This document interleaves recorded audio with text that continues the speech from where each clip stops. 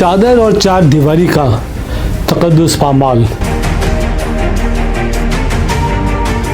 रहज़नी डकैती सरेआम।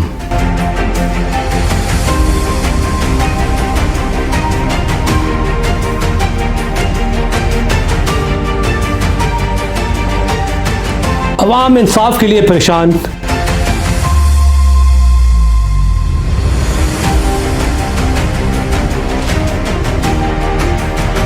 सरहदों पे दरअंदाजी,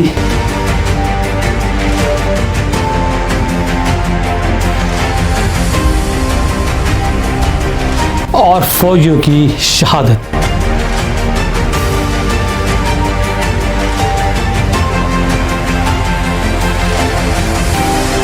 महंगाई का जिन बेकाबू,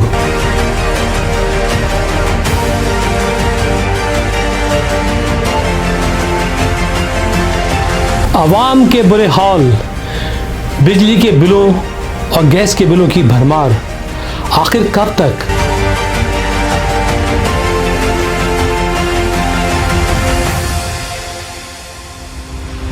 आखिर कब तक होगा ये हाल?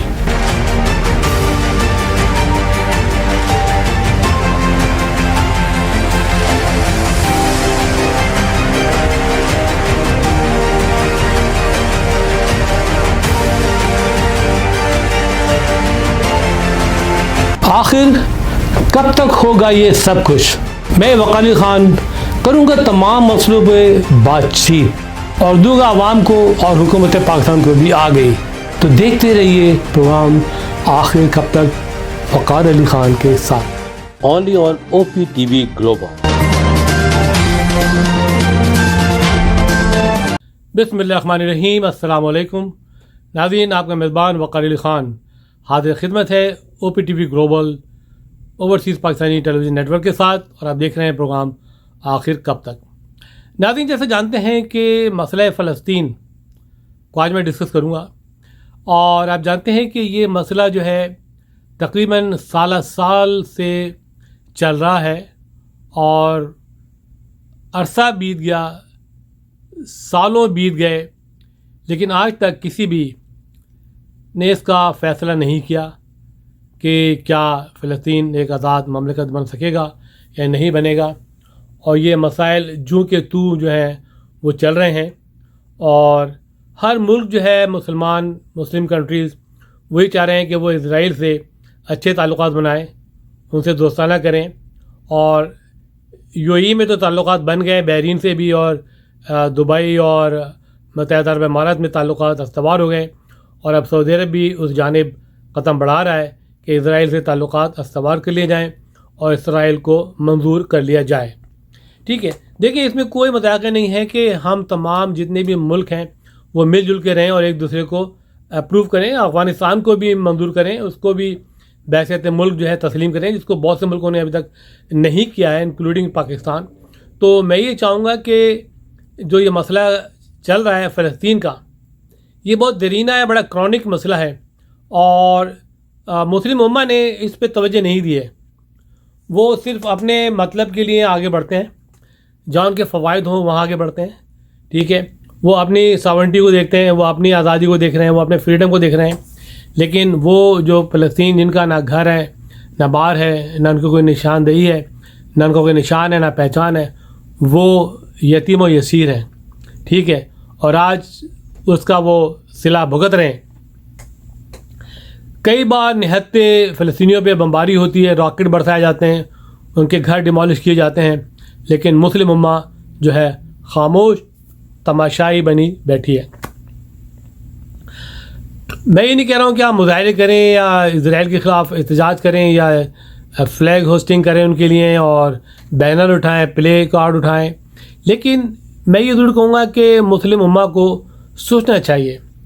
ठीक है, आप उनको मंजूर करें, उनको तस्लीम करें, उनसे दोस्ती करें, लेकिन उनसे ये भी शर्त रखें कि भाई ये भी एक मुल्क है फ़लस्तीन, इसको भी आप आज़ादी बख्शें, इसको भी ज़िंदगी गुजारने का मौका दें। ठीक है, और मिलिट्री फ्री जोन बना दें वो उसको, और बाकी उसके बाद फिर आप खड़े हैं उनके साथ कि भाई इज़राइल को भी जीने का हक़ है, इज़राइली कौम को भी ज़िंदगी गुजारने का हक़ है, वो भी उनका एक मुल्क है, एक छोटा सा मुल्क है, ठीक है। उनका पूरा पूरा हक है कि वो दुनिया के मुल्कों के साथ मिल के चलें, उनको मंजूर किया जाए।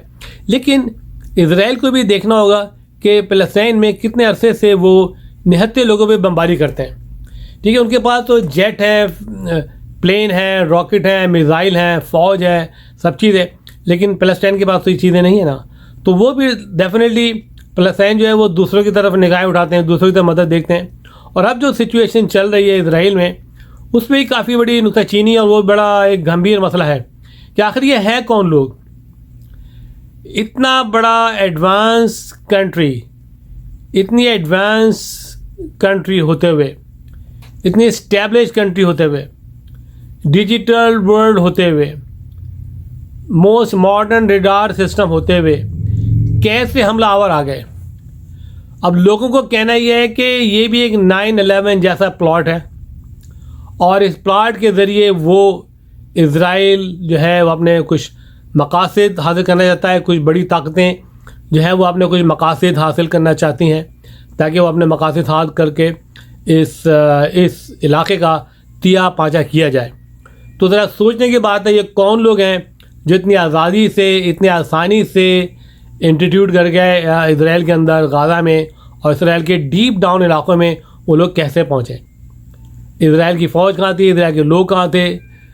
ये तो एक बिल्कुल 9/11 जैसा सिलसिला नज़र आ रहा है कि ये कोई प्लाट है, ये कोई साजिश है, इसमें कौन लोग शामिल हैं ये ज़रा देखना होगा। और ये जो एनालिस्ट है, मैं बहुत कम देख रहा हूँ कि पाकिस्तान टेलीविज़न पे इसको डिस्कस किया जा रहा है।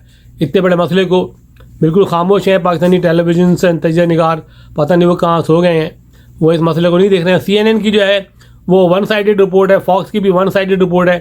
फ़लस्तीन में कुछ हो रहा है, गाज़ा में जो कुछ हो रहा है उसकी तो कोई रिपोर्ट जो है दी नहीं जा रही है। बड़ा अफसोसनाक बात है। और मेरी तमाम मुस्लिम उम्मा से दरख्वास्त है कि वो एक प्लेटफॉर्म में बैठें और इसको कूल डाउन करें, और ये जंग बंदी होनी चाहिए फ़ौरन। और इसराइल के साथ भी नाइंसाफ़ी हो रही है वो नहीं होनी चाहिए, और जो सिविलियन का कत्लेआम हुआ है वो नहीं होना चाहिए था। That's not a nice thing by the Muslim world के मुसलमान को ऐसा काम करें। ये तो कोई इसमें बड़ी साजिश नज़र आती है, कोई बहुत बड़ा प्लाट नज़र आता है, बिल्कुल 9/11 की तरह, कि ये कोई प्लाट बनाया जाए और उसके बाद तमाम जो वो एरियाज़ हैं, गोलान हाइट्स हैं, सीरिया है, लेबनान है और बाद में ईरान है, उस पर कुछ जो है एक्शन लिया जाए। तो सोचने वाली बात है। तो ये मेरी थी आज की बातचीत। इसके साथ ही आपका मेज़बान वक़ार अली ख़ान प्रोग्राम आखिर कब तक से जाया जाएगा। अल्लाह हाफ़िज़। पाकिस्तान पाइंदाबाद।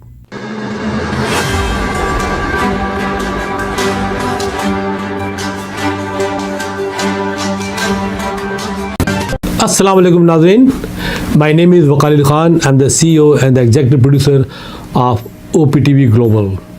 आप देख रहे हैं OPTV ग्लोबल।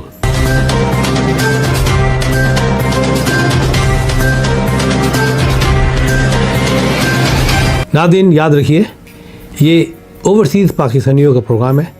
दुनिया भर में जहाँ जहाँ पाकिस्तानी आबाद हैं हम उनकी बात करते हैं और उनके ओपिनियन और उनके ख़यालात आप तक पहुँचाते हैं, और हम पाकिस्तान की तस्वीर भी पेश करते हैं। याद रखिए, देखते रहिए OPTV global, everywhere, anywhere, any time, and also subscribe OPTV global. भूलिए नहीं, आज ही हमारे प्रोग्राम को सब्सक्राइब करें, और हाँ, हमारे हर प्रोग्राम को लाइक भी करें। देखते रहिए प्रोग्राम और हम पेश करते रहेंगे आपके लिए प्रोग्राम। याद रखिए, भूलिए नहीं, इससे पहले कि आप भूल जाएं, टीवी बंद करने से पहले, फ़ोन बंद करने से पहले प्रोग्राम को सब्सक्राइब कीजिए। आप देख रहे हैं OPTV global.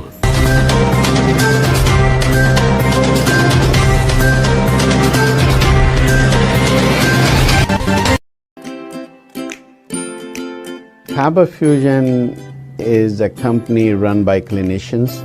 When we are looking at a patient, we are looking at the patient's medical needs first. Patient is in the comfort of his or her home. They're watching the TV, they're doing their chores while the infusion is going on. And patient's copay and deductible will be much lower if done at home than in the hospital setting. Home infusion, all in all, is a winning place for getting infusions done.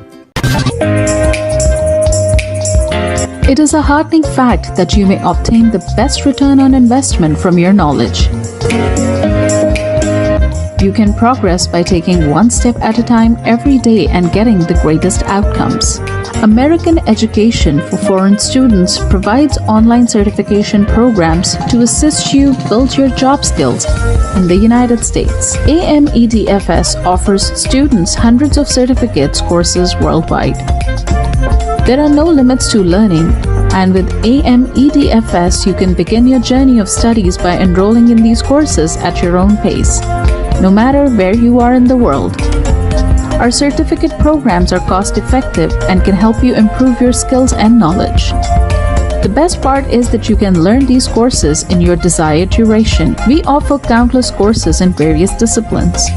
Many courses are available, including business, information technology, programming, and project management. Our mission is to make high-quality education accessible globally. For more information, visit our website www.amedfs.com or call us on 1909 5762 982.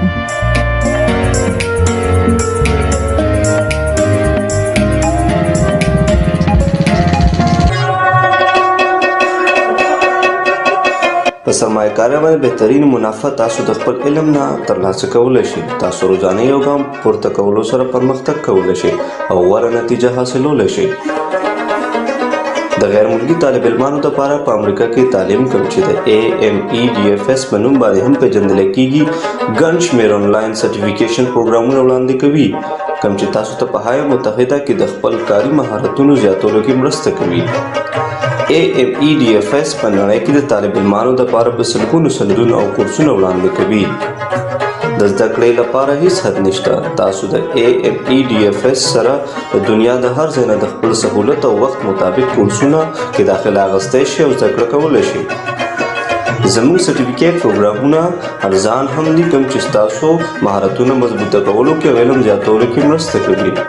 د ټولو نه غوره برخه دا ده چې تاسو د خپل خوښې وخت مطابق کې کولی شئ. زموږ پروګرام کې بزنس انفارمیشن ټیکنالوژي پروګرامینګ پروجیکټ مینجمنټ او نور ګڼ شمېر کورسونه شامل دي. زموږ مقصد په نړۍ کې هر چاته د معیاري تعلیم ترلاسه کولو موقع ورکول دي. د نورو معلوماتو لپاره وزټ کړئ زموږ ویب سایټ amedfs.com یا کال وکړئ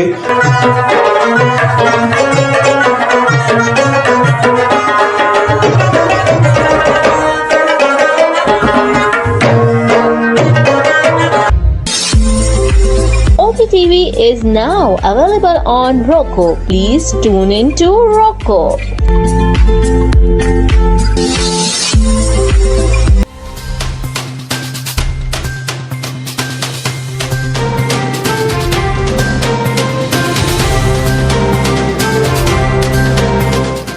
OPTV की फखरिया पेशकश दुनिया भर में आबाद पाकिस्तानियों की तरक्की और कामरानी पर मबनी प्रोग्राम पाकिस्तान को तरक्की की राह पर गामजन करने के लिए दुनिया भर में पाकिस्तानी मुतहर्रिक और तैयार। दुनिया भर के मुल्कों में पाकिस्तानी का उनकी तरक्की में हिस्सा देखिए। बैनुल अक़वामी मंजर में पाकिस्तानियों का समाजी, सियासी, तिजारती और मजहबी उमूर में भरपूर किरदार।